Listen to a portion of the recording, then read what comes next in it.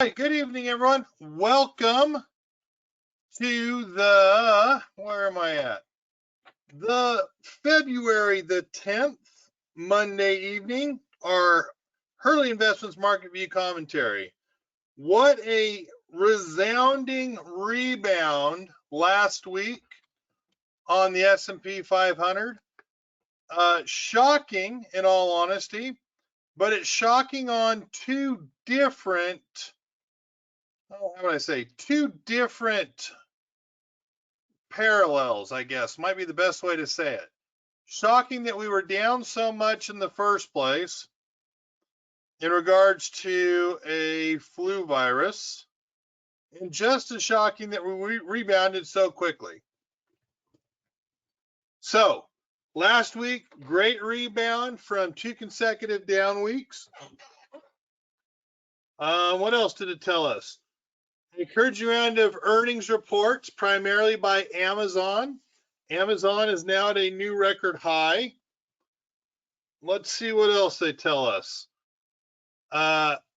Thursday's record high was reached an announcement by China that would cut tariffs on some 75 billion of U.S. goods from 10% down to 5%, while others would be halved from 5% down to 2.5%. Pretty amazing trade negotiations between us and China. I happened to hear today, anyone know who the biggest Democrat China hater there is out of the Democratic Party? Who hates China more than anyone else?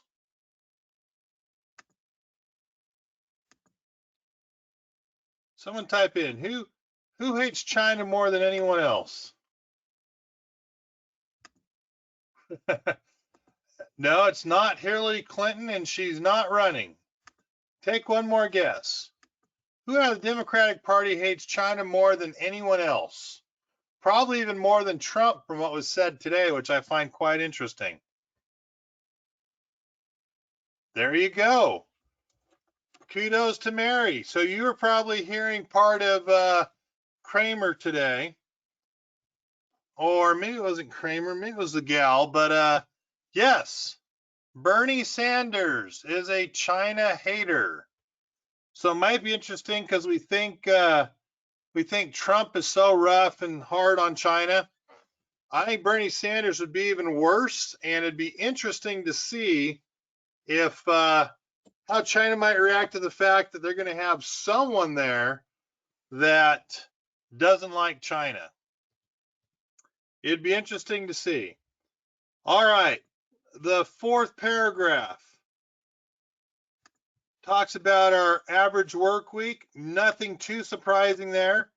Really, when you see the unemployment tick up to 3.6 from 3.5, probably an anomaly. Utilities finally made some money, but don't expect utilities to do very well until maybe until Trump gets reelected. If they can see that, well, actually, let me take that back. Not only Trump has to get reelected, but take a peek, and we're going to have to see if we can get the House. If the Republicans can get the House, and we're going to go easier, or typically Republicans are easier on EPA rules and regulations, that might be the first catalyst, in my opinion, to truly spark some growth in utilities. You know, since our minor skirmishes with people in the Middle East, that would be the one thing that would really spark utilities going up a little bit higher, because we're going to improve the ability to roll back some regulations. Technology was the largest sector last week with an increase of 4.6%.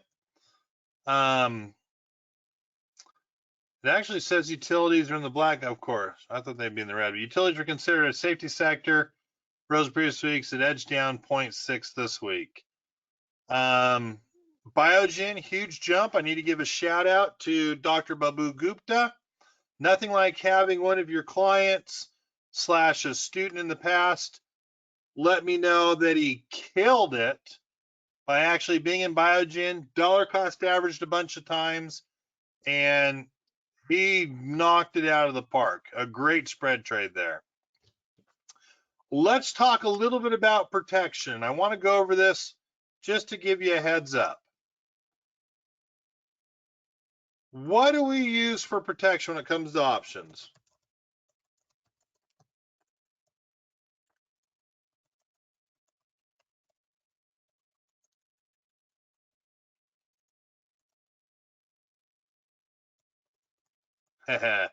I knew you were going to say that. And Lance, you should know better. And yes, you're in one of those that has a long-term leap Apple call. But no, where was it? I'm not going to go to some of these ones down here. A 210, 350, a short call, even though you may have gotten something like $25.10 of credit, a leap short call or any short call is not protection. And plain and simple, to state it one more time, no, a short call is never, I'm going to capitalize that, never truly protection. Reason why? Pretty simple here, right? If you short a call for maybe 3%, credit against the price of the stock, how much risk do you have? How much risk do you have if you can short a call at 3% of the stock, a 3% return on investment? How much risk do you think you have?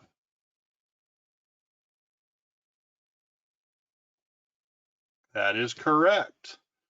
97% of your total invested capital is at risk, if that's the price of the stock. Now, does it make sense at times to short calls against long calls? Maybe. I'll be honest with you, maybe. Maybe it does. That's a hard one to accept, though. Really, the protective put, even though you're spending money, the protective put is going to be your true protection on the stock. So right now, we got a little flustered, I'll be honest with you. Here we are, $9.53 on a March 13th, $13.50 put. Let's take a look at Apple.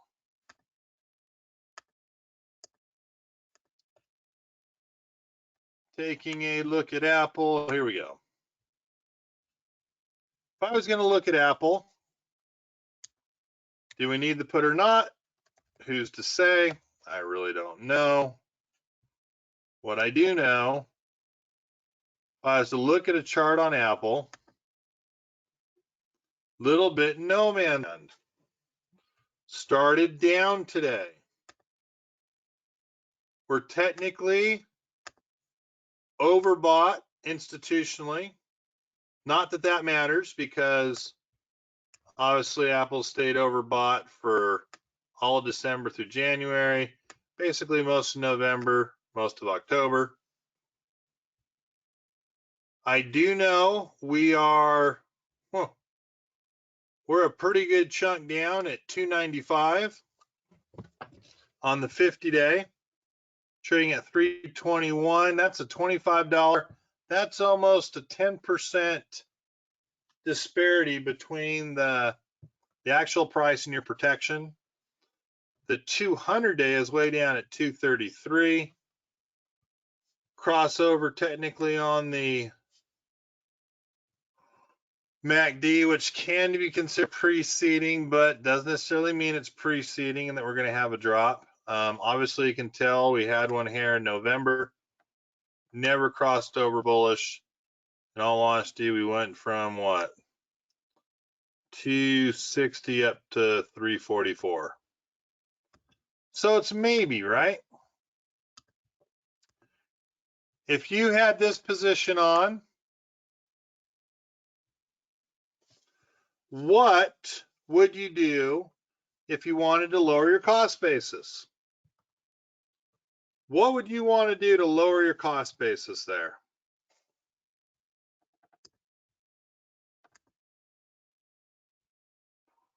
If you had 350 puts, what could you do to lower your cost basis?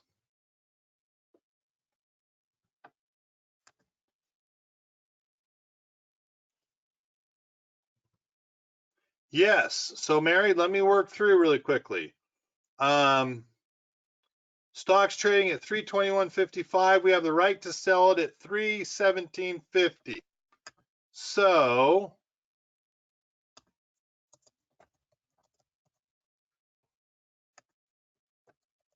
long put protection on Apple goes out to 317.50, and we spent $9.56.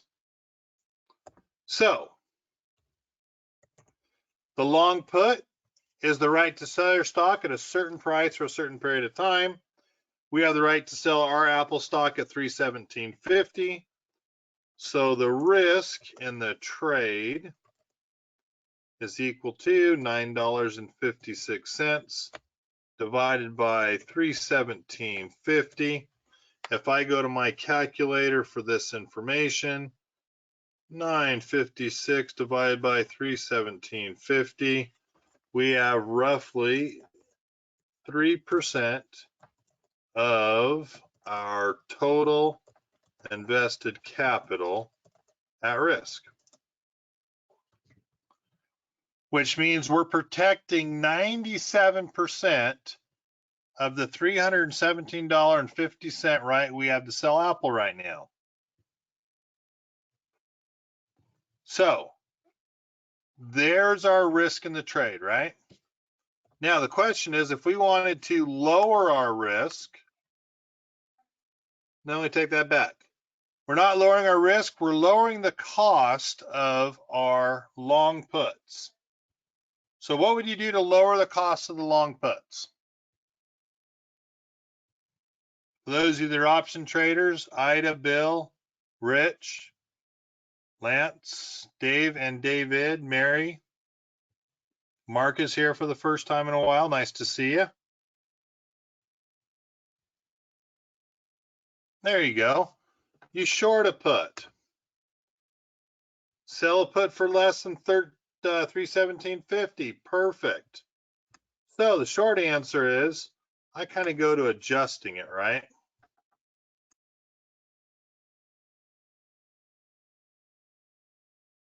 I was going to create an order. I could sell a put. I might start off all the way down at 300. I might start off at 300, and it's going to give me 289.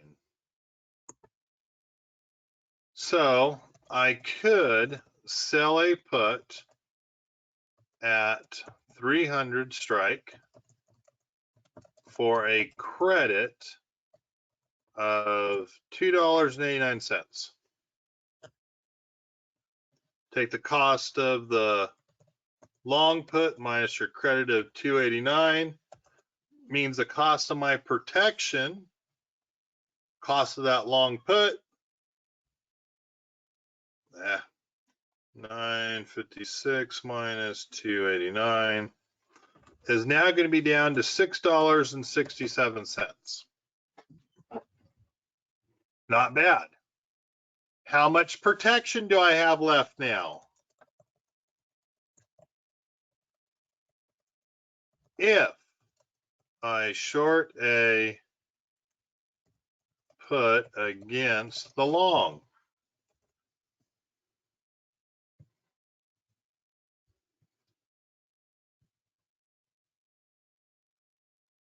There you have it. Correct. Now our protection is only from 317 to 317.50 down to 300. So we have only $17.50 of protection. Which doesn't mean that's a bad thing, because if it broke 300, you could go back. You could go back and you could very easily go and sell a 300 at a different time period. Not sell, you'd buy a 300 long put for protection from 300 on down, and you would have another, good job, Heather, another set of protection or insurance contract from 300 down to 0. So not bad, not a bad thing to do. You guys are doing good. You're starting to understand the process. So let's talk markets really quick. What the heck is going on in our market?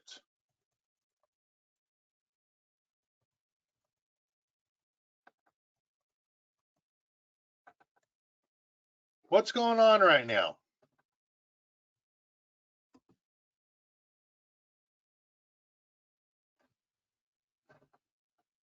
What's going on? There we go. President not impeached. He was impeached. He wasn't removed, though, right? Is that what it's called now? The woohoo virus or something, right?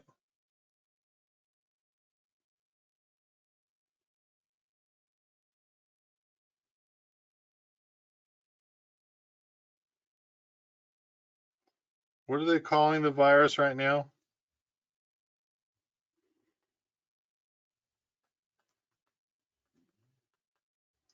The coronavirus is called what?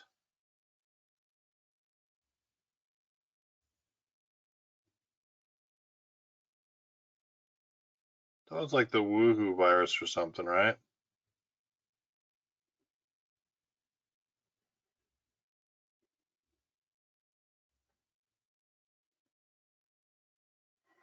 Well, we'll keep calling it the coronavirus until we find out what I'm trying to find.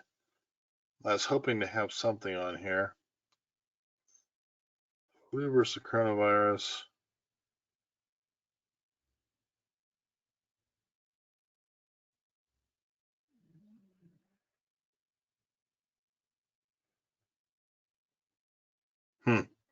Thought they call it the Wuhan.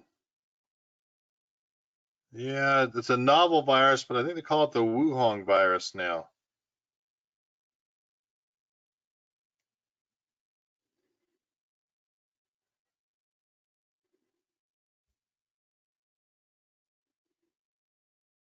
Yep, it's a Wuhan virus.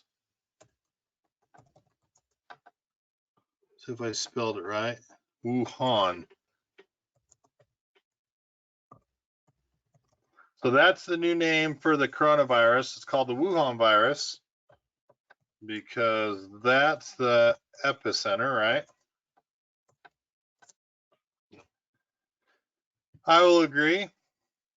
Now, risks, right, are death, shutdown of companies in China. If you're on a boat, I'll agree with you, Lance. That's kind of sick to say, but yes, if you're on a cruise quarantined. Sucks to be on a cruise, right? One cruise, not all of them, just one. The one that China said, hey, If you're coming over here, we're quarantining you for 14 days, if not more.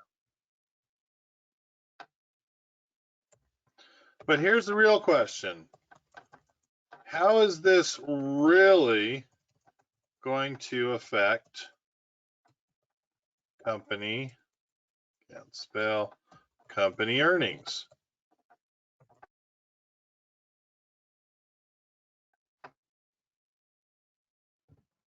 And I guess the question is, does it validate shutting down what I'm trying to look up? Does it validate a company shedding off $100 million of market cap, $1 billion of market cap for or more for Apple there for a while? Does it validate earnings?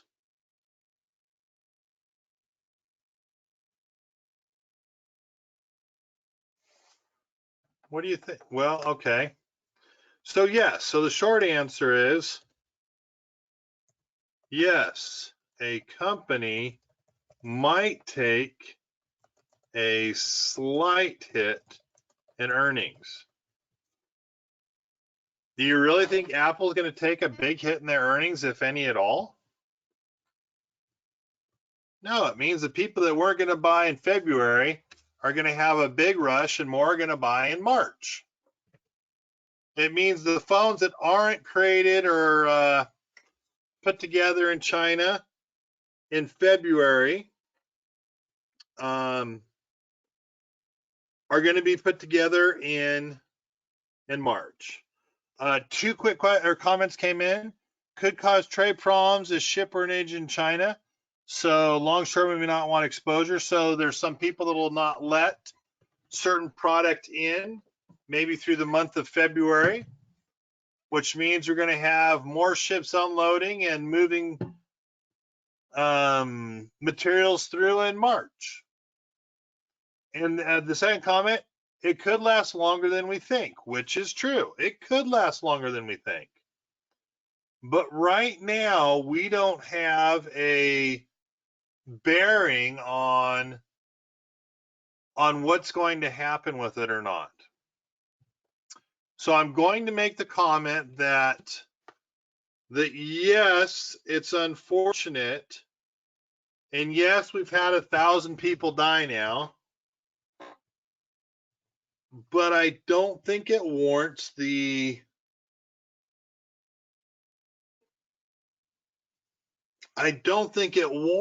drop in the market that we've had so far. I just don't see it. I just don't.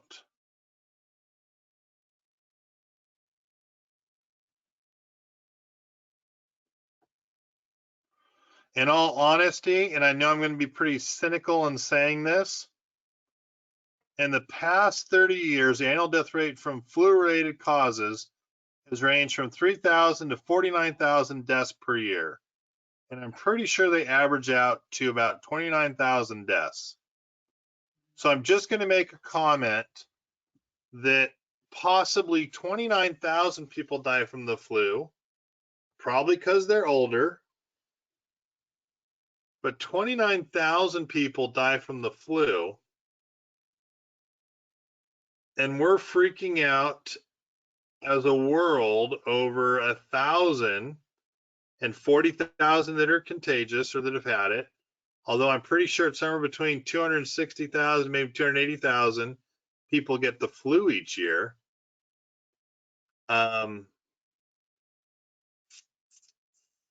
I don't know. I'm scratching my head to completely understand. So, what does this tell me? Why am I relating it to you? Right now and through this year, I believe the market will be quick to take profits off the table on the gains received over the last decade. We've had a historic decade, right? I think the market will truly be looking to take profits quicker than later in regards to probably mid-March as people go ahead and get out and try to book a profit for paying taxes in April. I think the sell may go away, might be exasperated. I think we're going to have some big swings in our market before the before we see the elections. And that may mean, so a couple comments here. And that may mean a price drop if done too quickly. Correct. We might have our first correction, which is somewhat correct. We kind of had a stealth correction, right? If we go back, we kind of had a longer term stealth correction is the best way I can say it. Or if we go back 3 years,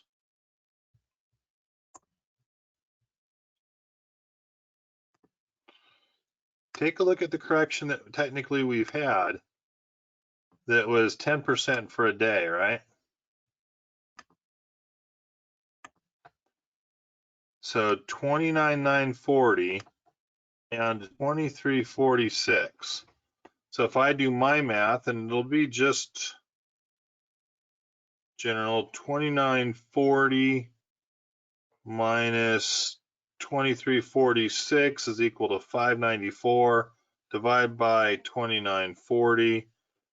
There's your 20.2% drop in the market. A 20.2% drop in 2018.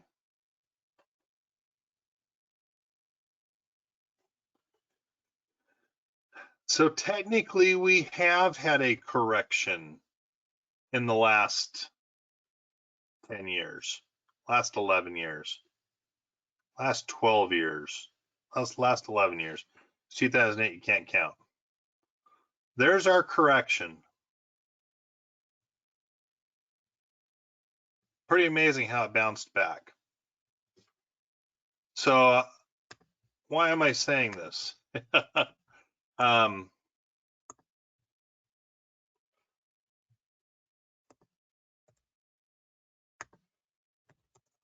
We will have a volatile 2020.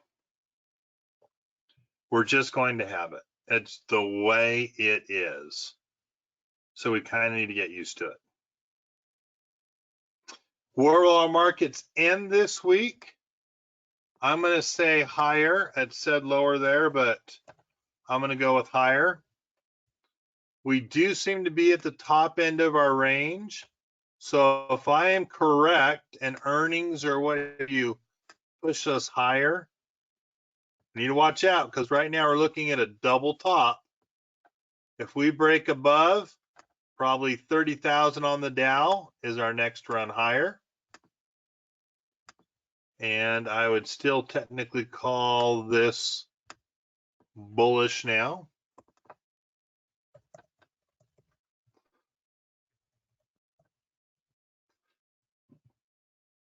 If I take a look at the S&P, technically you're going to call this bullish now as well. You know, I just want to write bullshit on there. It obviously shows it's in my nature. But the neat thing is here, we've already broken above the 3337 point. No, we didn't. Sorry. We are at 3352. Yeah, I'm sorry. So technically we've broken above it. We were right here and it kind of finished in that 330.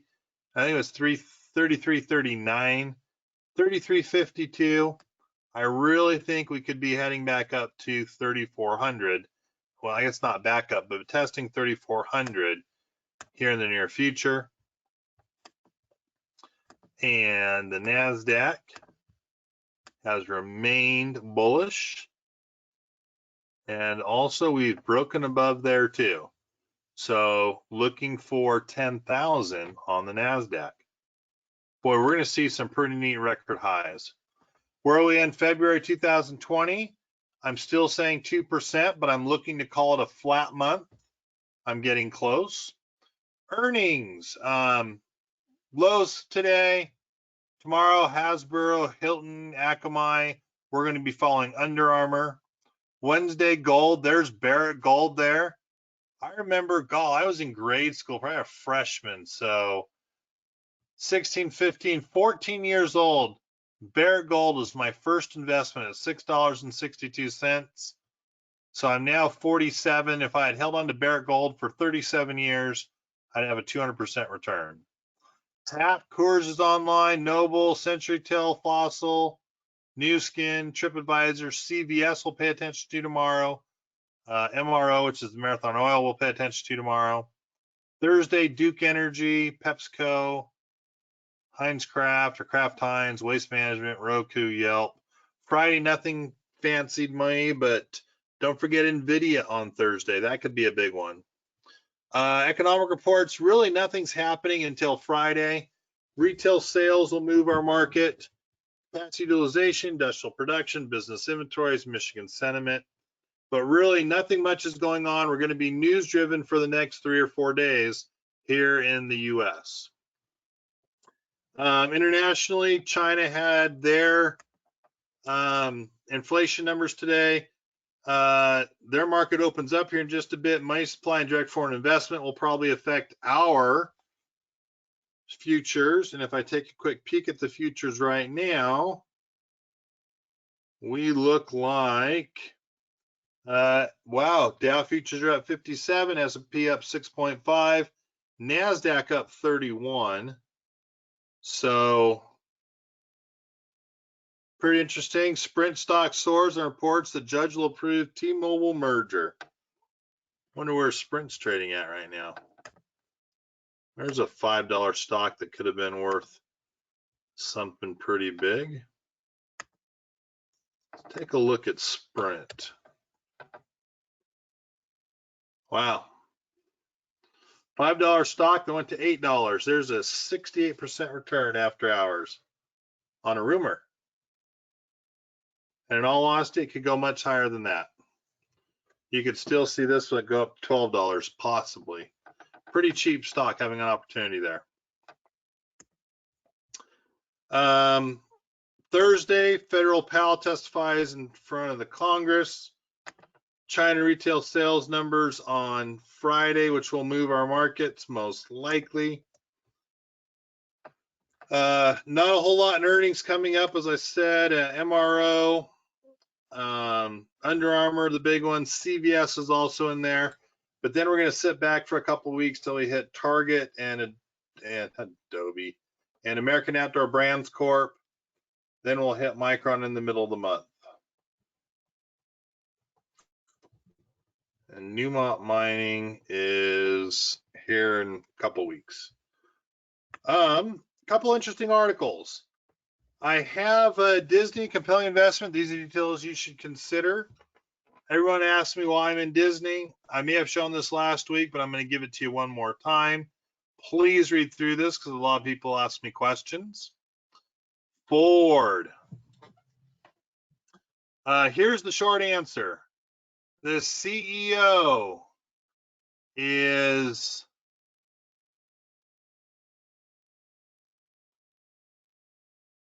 let's just put it this way. Hackett's in trouble. Hackett's in trouble, and you're going to see Farley coming in soon. And I like Farley. Farley is a no-nonsense kind of guy.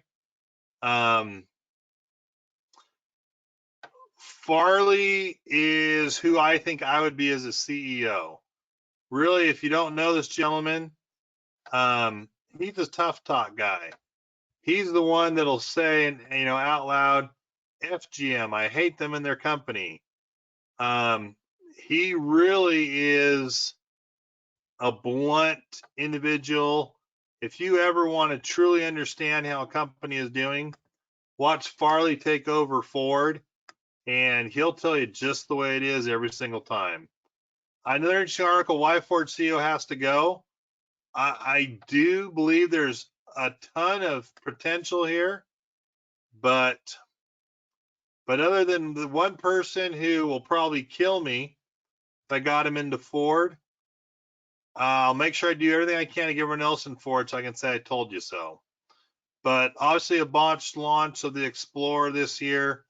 Ford an inflection point again. And Ford is an opportunity. In all honesty, Ford is an opportunity if it could just do something right.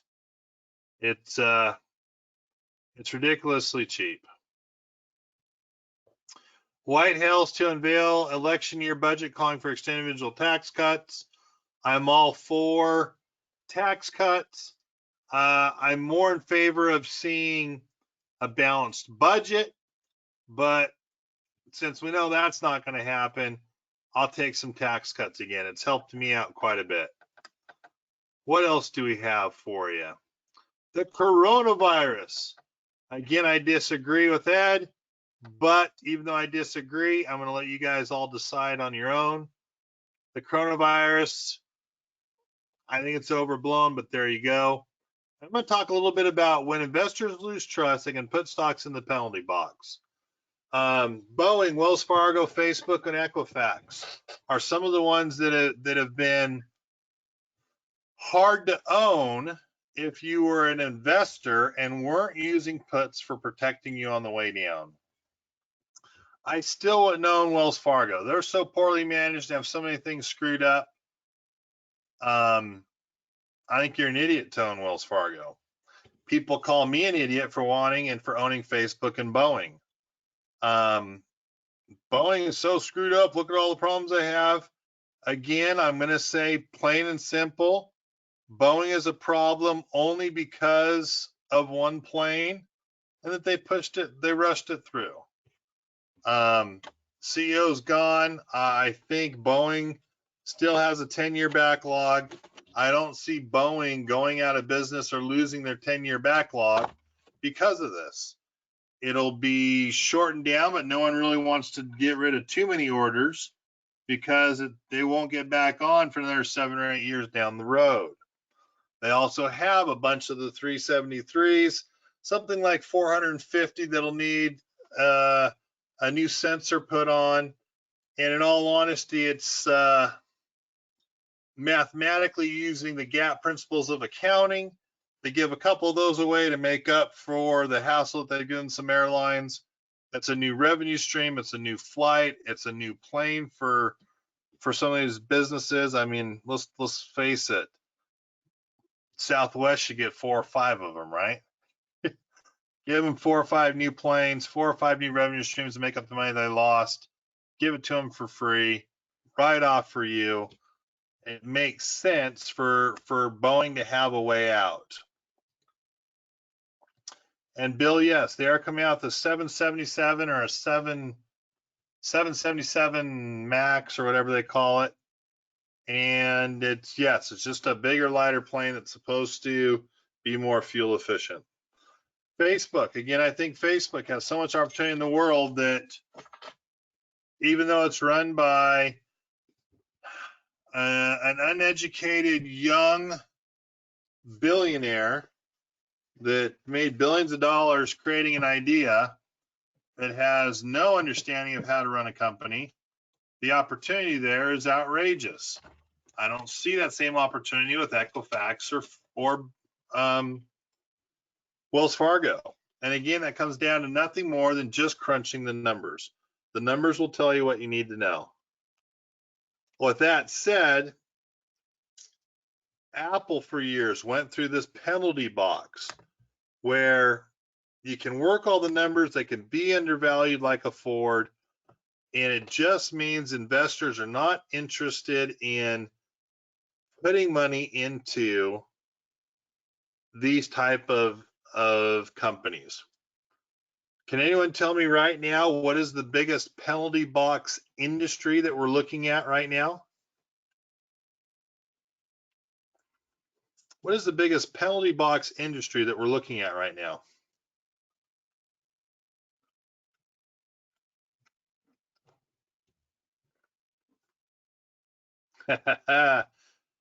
Good job, good job. Mark, you're on one today. The biggest penalty box industry, as I finish up here today, is oil. We have a glut of oil in the country. We've got a glut of oil nationwide or worldwide, excuse me. And oil hasn't moved for forever. We might get a little pop if the Republicans can loosen up restrictions, but we're not doing a good job of shipping it worldwide. Oil could be low for the next, well, obviously the next 4 years if Trump gets reelected, but possibly the next 4 to 10. And it's nothing more than becoming energy self-sufficient. So I think we're going to see oil be in the penalty box for quite a while. And that's going to truly affect the Chevrons, the ConocoPhillips, the Exxon Mobils, the ELX, or the XLE is what it is. Horrible. In fact, that should be one that if you do have in your portfolio, it's probably time to get rid of it and look for other opportunities. With that said, are there any questions I can answer for you, or shall we call it a night? As a heads up, tomorrow evening, Key will be taking over to find a trade. But it really comes down to this. He's like, Kevin, the last 2 trades you wanted to do, you really couldn't put on.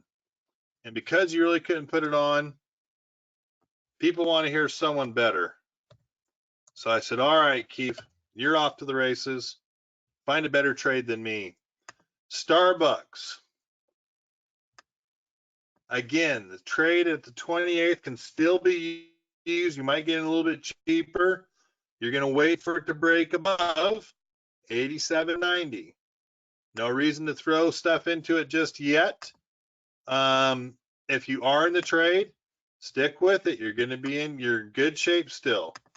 Good shape. No reason to worry about it just yet. Any questions I can answer for you? I don't see anything coming in yet. I'm going to give you 10 more seconds, maybe 30 more seconds. And then let's call it a night. So yes, if you want to get into Starbucks, wait till you see it get above the 50-day and jump for it. If you're already in it, you're a tough person, maybe dollar cost average a little bit after the 50-day. If you have the capabilities with your funds, and if you're okay maybe being a little over leveraged for the next 3 weeks in Starbucks. All right, guys. Hey, I appreciate you being here. Again, Mark, it's been a while since I've seen you. Welcome back. Make it, I hope to see you more often. For the rest of you, always a pleasure to have you here with us. Kind of a big group today. Thank you very much. Look forward to seeing you next week. Steve will take care of you tomorrow evening. And man, I hope he picks out a winner 2 or 3 day quick trade, right? Guys, take care. Have a good evening. See you Thursday morning. Bye-bye.